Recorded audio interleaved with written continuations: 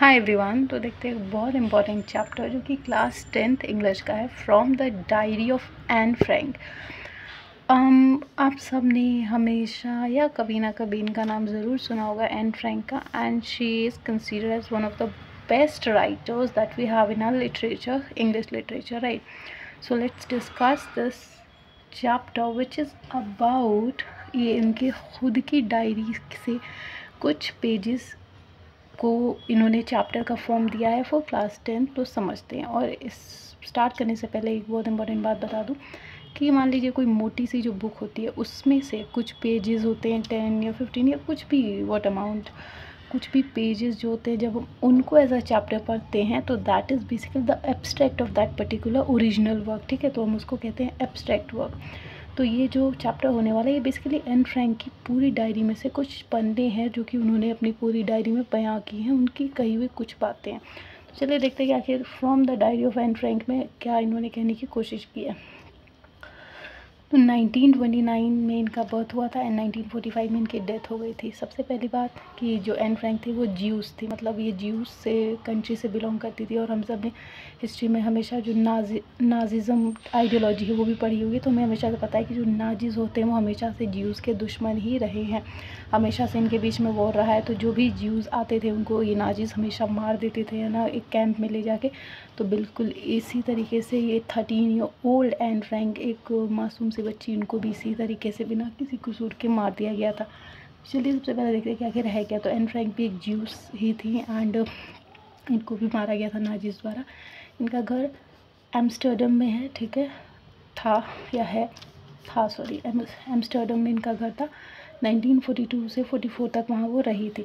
तो एक जो इनके पापा हैं ओटो फ्रैंक उनका नाम है, तो ये बच गए थे, बाकी इनकी पूरी फैमिली जो है उनको नाजीज़ ने कैंप में मार दिया था। तो ओटो जो है ये जब वापस अपने घर एम्स्टर्डम जाते हैं तो वो देखते हैं कि कैसे एन फ्रैंक ने जो अपनी डायरी लिखी थी वो डेट डाल के लिखती थी।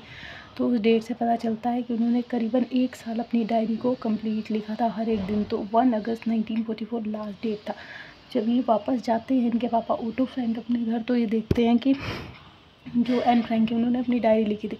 तो वो ये सोचते हैं कि क्यों ना मैं इनके अच्छे विचारों को, जो ये दुनिया को बताना चाहती थी या जो भी इन्होंने फील किया इतने दिनों में, उसको पूरी दुनिया जाने। तो ये डिसाइड करते हैं कि एन फ्रैंक की डायरी को पब्लिश करवाएंगे और वैसा ही वो करते हैं। तो जो एन फ्रैंक होती है ना, इनकी डायरी को जब पब्लिश करवाया जाता है तो इस पेजेस में जो इस चैप्टर में बताया गया वो ये बताया गया कि एन फ्रैंक कैसे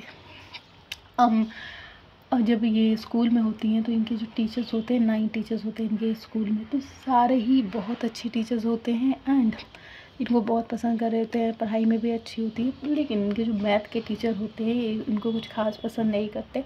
पसंद नहीं करने से ये मतलब नहीं है कि दुश्मनी नहीं, जैसे हम सब, जैसे हमें कोई टीचर डांट देता है तो हमें लगता है अरे हमारा दुश्मन है, पर ऐसा नहीं होता, वो हमारी भलाई के लिए ही बोलते हैं। तो वही हाल था एन फ्रैंक के मैथ के टीचर का। तो वो सोचती थी यार ये सर मुझसे चिड़े चिड़े से क्यों रहते हैं। तो ये जो मैथ के इनके टीचर होते हैं एन फ्रैंक के, वो उनको चैटर बॉक्स बुलाते हैं। तो ये कहते हैं कि तुम एक दिन, वो कहते हैं कि तुम किस पे एक स्टोरी या कुछ भी पैराग्राफ लिख के आओगी।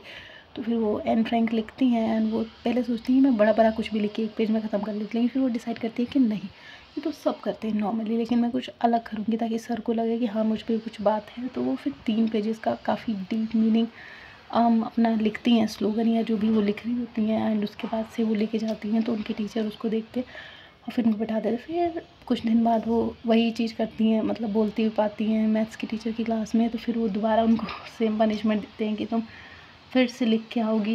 एंड दोबारा से जब थर्ड टाइम वो, मतलब मैथ्स की टीचर उनको देखते हैं तो उनको बोलते हैं कि तुम दोबारा लिख के आओगी सेम टॉपिक पे चैटर बॉक्स के ऊपर। तो फिर एन फ्रैंक क्या करते हैं कि इस बार वो सोचते हैं कि वो कुछ पोइट्री के फॉर्म में लिखेंगे ताकि वो अपने मन की भड़ास भी निकाल सके। भड़ास इन द सेंस कि वो जो भी बोलना चाहती हैं अपने टीचर को वो बोल सके एंड उन टीचर को बुरा भी ना लगे। तो उनकी एक दोस्त होती है सैनी, तो वो पोइट्री वगैरह लिखती है। तो एन फ्रैंक डिसाइड करती है कि मैं भी पोइट्री के फॉर्म में ही चैटर बॉक्स टॉपिक के बारे में लिखूँगी एंड सर को बताऊँगी। तो फिर वो लिखती हैं पोइट्री के फॉर्म में, और जब वो ले जाती है तो उनके सर जो हैं वो सोचते हैं कि कहीं गुस्सा ना कर वो पढ़ के समझ ना जाए एन फ्रैंक। लेकिन फिर जो उनके मैथ के टीचर होते हैं वो गुस्सा नहीं करते बल्कि वो हंसने लगते हैं एंड उस दिन के बाद वो सबके साथ थोड़े फ्रेंडली हो जाते हैं, हंस के बात करते हैं, जोक्स वगैरह भी क्रैक्स करते हैं, तो काफ़ी चेंजेस देखने को मिलता है। तो एन फ्रैंक भी खुश रहती हैं इस चीज़ से कि चलिए कुछ तो चेंजेस आए, एंड वो हैरान भी होती है कि अरे ये कैसे हो गया। फिर उसके बाद से जो इनकी घर में एन फ्रैंक होती है, इनकी एक सिस्टर है 16 ईयर्स की, और मम्मी पापा ऑब्वियसली। तो ये जो एन फ्रैंक के सिस्टर्स हैं, क्या होता है ना कि जब ये लड़ाई चल रही होती है ज्यूज़ और नाजिस की, तो जाहिर सी बात है कि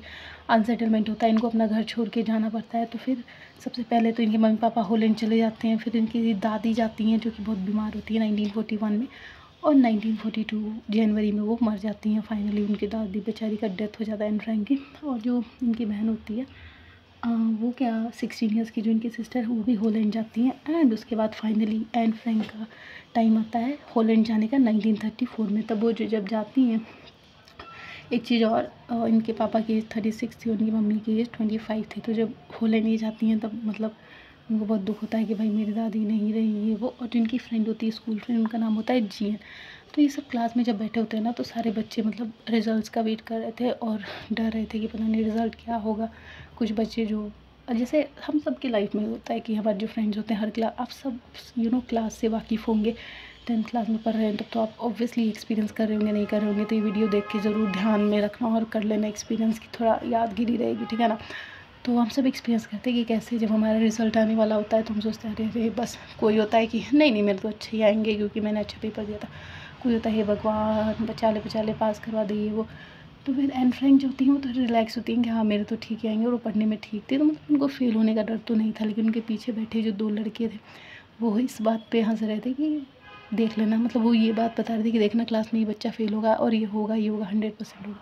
तो ये सुन के एन फ्रैंक और उनकी फ्रेंड जो जीएन होती है वो भी हंसने लगती है कि ये कैसे दूसरे के बारे में डिसाइड कर सकते हैं ये वो। और उसके बाद से ये जो होती हैं एन फ्रैंक, फिर उसके बाद से जब मैथ्स के टीचर इनको पनिशमेंट वगैरह देते हैं, ये इनके भोलेपन से समझ लो ये भी मैथ के टीचर भी चेंज हो जाते हैं। एंड ये था पूरा। और फिर एन फ्रैंक जो होती हैं वो सोचती हैं कि मैं किसी दोस्त से जाके अपनी बातें शेयर करूँ, जो मैं फ़ील कर रही हूँ, तो उसकी भी एक लिमिटेड कैपेसिटी होगी मुझे सुनने के लिए, है ना। लेकिन मुझे कुछ ऐसा चाहिए, कोई ऐसा दोस्त, कोई ऐसा साथी जो कि मेरी बातें इतनी सुने जितनी मैं करना चाहती हूँ और उसकी कोई लिमिट ना रहे। तो फिर वो सोचती हैं, मतलब उनके दिमाग में आता है कि अरे एक पेज से बेस्ट चीज़ कोई नहीं हो सकती जो मेरा बेस्ट फ्रेंड बने एट अ मोमेंट। और मुझे ऐसे ही एक दोस्त की ज़रूरत है जो मुझे सुनते रहे मैं कहती रहूँ, वो मुझे सुनते रहे मैं कहती रहूँ, है ना। तो वो नहीं, ये कहानी है उसी कहती रही मैं सुनता रहूँ, उसी टाइप का। तो फिर एनी फ्रैंक जो है अपनी डायरी का एक फॉर्म लेती है और उसमें अपने दिल की बात लिखती रहती है, लिखती रहती है, लिखती रहती है, और लास्ट में वो लिखती हैं योर्स एन।